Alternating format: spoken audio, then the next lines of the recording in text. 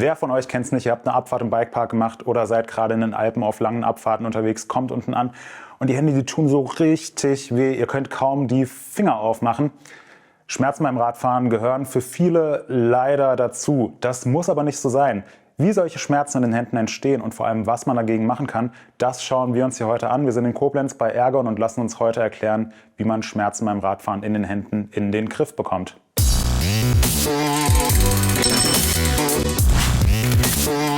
Einer der wichtigsten Kontaktpunkte am Mountainbike ist der Griff. Eigentlich kaum zu glauben, vor allem wenn wir bergab fahren. Man ist nur über die Füße bzw. die Pedale und über die Hände und die Griffe mit dem Mountainbike verbunden. Und Griffe sind eigentlich so mit das günstigste Produkt am Fahrrad, was man austauschen kann. Hier lohnt es sich echt, ein sinnvolles Produkt zu nehmen. Gerade wenn man Nackenschmerzen, Rückenschmerzen und Schmerzen in den Händen vermeiden will.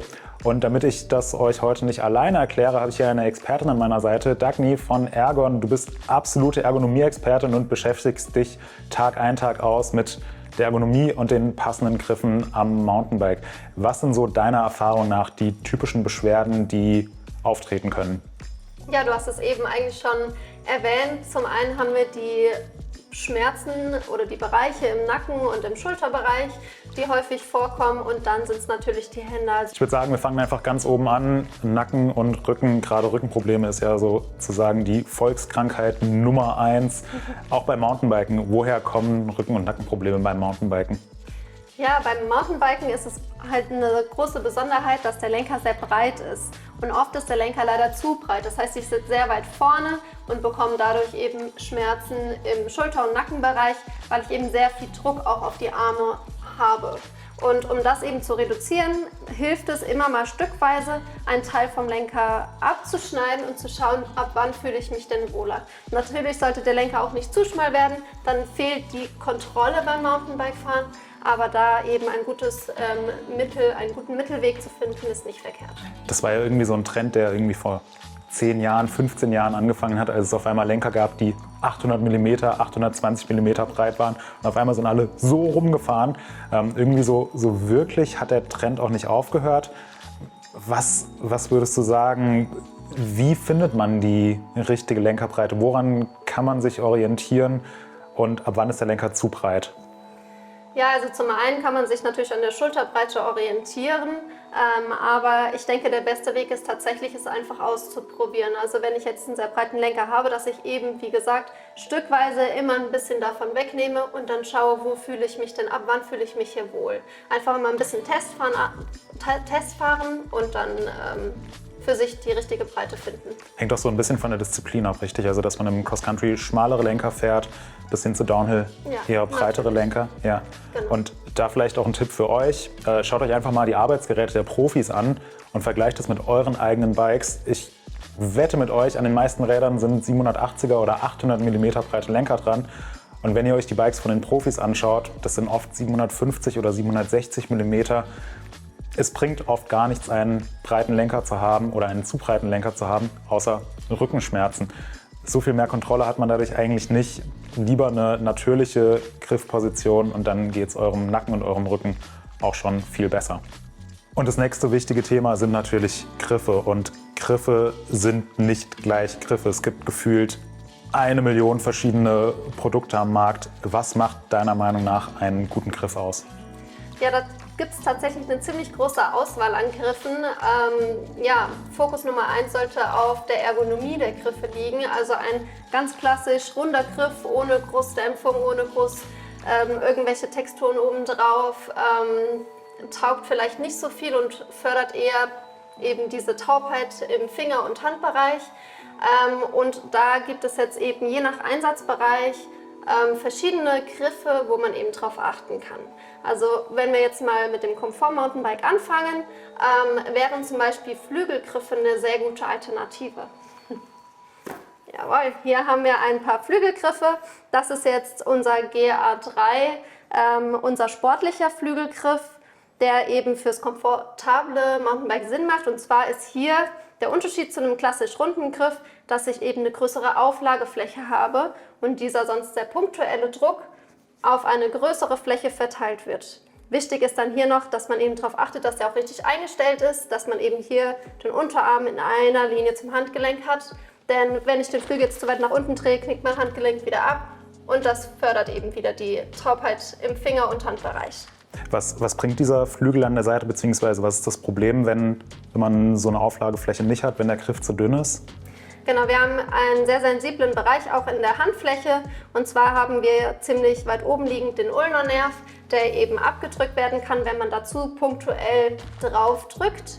Oder eben dann den Karpaltunnel. Ich denke, jeder von euch hat das Karpaltunnel-Syndrom schon mal gehört, das eben erzeugt wird, wenn das Handgelenk zu doll abgeknickt wird. Und dann kann man sich das eben vorstellen wie ein Wasserschlauch, der einfach einmal abgeknickt wird und dann kein Wasser mehr fließen kann. Kann man generell sagen, dass die menschliche Anatomie, dass die menschliche Hand nicht so 100% darauf ausgelegt ist, einen ganzen Tag lang so einen Mountainbike-Griff in der Hand zu halten? Genau, also dieses statische Greifen und nicht die Position verändern, dafür ist die Hand natürlich nicht ausgelegt. Und da versucht man eben dann durch die größere Fläche diesen Druck einfach ein bisschen besser zu verteilen. Ja. Gut, das mit dem Flügelgriff, das klingt jetzt für mich erstmal einleuchtend. Du hast aber selbst gesagt, eher so komfortables Mountainbiken, Schrägstrich E-Mountainbiken, wenn ich jetzt wirklich im Gelände fahren will oder vor allem bergab fahren will. Das ist ja das, was den meisten Leuten dann doch am meisten Spaß macht. Was würde ich dann für einen Griff nehmen? Ja, da habe ich mal einen anderen Griff mitgebracht. Und zwar habe ich hier unseren tatsächlich ziemlich neuen GDH-Team dabei. Ein Griff, den wir ganz eng mit Profis und Athleten zusammen entwickelt haben. Und auf den ersten Blick sieht dieser Griff jetzt ja doch ziemlich rund aus, wo ich am Anfang noch gesagt habe, das ist eher unergonomisch. Aber wenn man sich den mal ganz genau anschaut, dann erkennt man, dass er vielleicht auch erstens nicht ganz rund ist und zweitens verschiedene Texturzonen hat. Das heißt, wir haben vor allem hier im oberen Bereich eine sehr hohe Dämpfung und dann hier hinten in dem Bereich haben wir so Griffleisten, wo man die Finger sehr schön einhaken kann. Und zum anderen haben wir dann auch noch hier eine leicht ovale Form. Das heißt, der Griff ist schon der Ergonomie der Hand angepasst. Und ist dann bei diesem Griff wahrscheinlich auch wichtig, dass ich den richtig montiere und nicht einfach irgendwie auf den Lenker stopfe, sondern ihr habt euch was gedacht bei den verschiedenen Zonen und so weiter. Das heißt, da am besten darauf achten, dass der wirklich sinnvoll montiert ist. Ja. Wenn ich mir jetzt den Griff anschaue, ich habe so ziemlich normale Hände, außer dass meine Mittelfinger sehr krumm sind, aber so von der Größe sind die normal.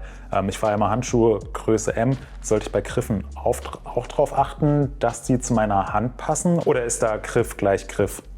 Nee, tatsächlich spielt auch bei Griffen die Größe eine Rolle. Denn habe ich jetzt mit einer sehr kleinen Hand einen sehr großen Griff, dann kann ich den gar nicht richtig umgreifen und meine Kraft im Unterarm geht einfach sehr viel schneller verloren. Das heißt, der Armpump, den ich zu Beginn einmal erwähnt habe, spielt dann hier wieder eine sehr große Rolle. Das heißt, wenn ich jetzt eine sehr kleine Hand habe, da kann man sich, wie du schon gesagt hast, auch an den Handschuhgrößen orientieren, nämlich eher die schmalere Größe eines Griffs und bei sehr großen Händen eher die größere Größe, um eben auch die Auflagefläche wieder zu haben.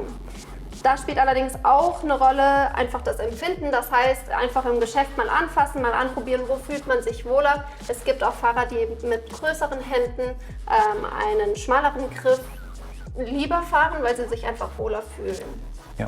Du hast gerade ein Wort gesagt, was vielen Mountainbikern auch zumindest ein düsterer Begriff ist, Armpump, irgendwie schmerzende Arme oder pumpende Arme. Was genau ist Armpump und wie wirken sich die Griffe darauf aus?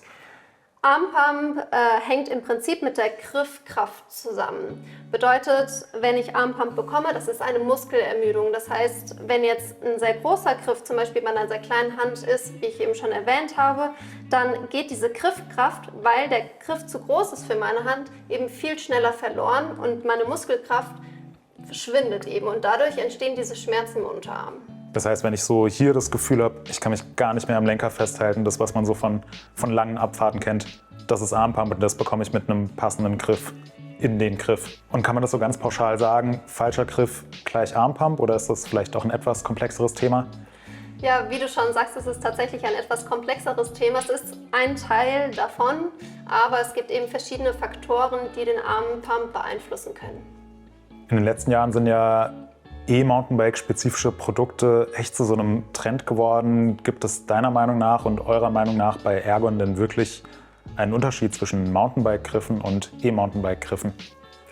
Nein, bei uns gibt es tatsächlich keinen Unterschied zwischen den verschiedenen Fahrrädern, aber es gibt einen Unterschied zwischen den verschiedenen Einsatzbereichen oder auch Sitzpositionen. Also hier sollte man vor allem eben darauf achten, wie sitze ich auf dem Fahrrad, fahre ich eher lange Strecken und eher komfortabel, dann nutze ich vielleicht eher einen Flügelgriff, um eben da den Druck besser zu verteilen.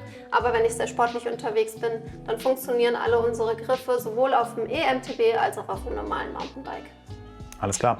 Dann würde ich sagen, Dagny, vielen, vielen Dank für die ganzen Einblicke, für die ganzen Informationen rund ums Thema Griffe.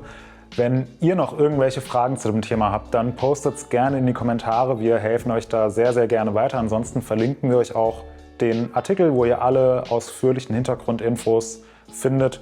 Und wenn ihr es noch nicht gemacht habt, dann abonniert gerne unseren Kanal, schaut gerne wieder rein und vielen Dank dieses Mal fürs Zuschauen. Bis zum nächsten Mal. Tschüss.